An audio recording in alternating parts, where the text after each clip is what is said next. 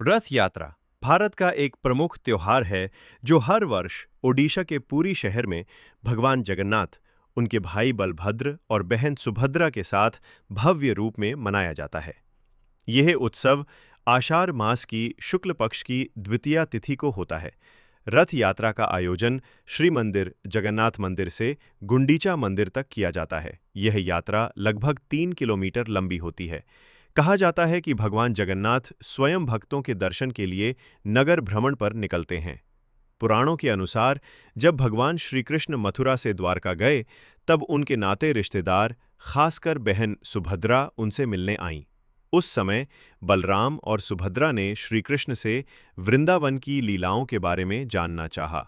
इस प्रसंग को ही रथ यात्रा का प्रतीक माना जाता है।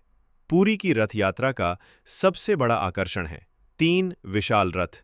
भगवान जगन्नाथ का रथ, इसे नंदी घोष कहा जाता है, जिसमें 16 पहिए होते हैं और इसकी ऊंचाई लगभग 45 फीट होती है। बलभद्र का रथ, इसे तालध्वज कहा जाता है, इसमें 14 पहिए होते हैं।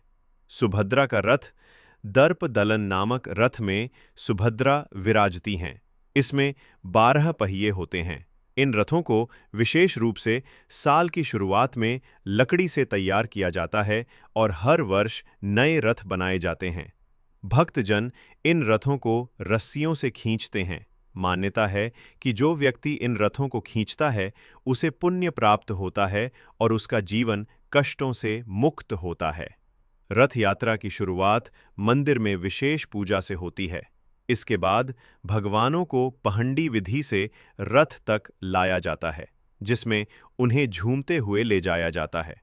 जब भगवान रथ पर विराजमान हो जाते हैं, तब पुरी के गजपति राजा आकर रथ की सफाई करते हैं।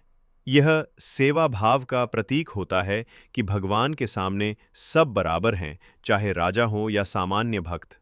भगवान 7 दिनों तक गुंडीचा मंदिर में रहते हैं।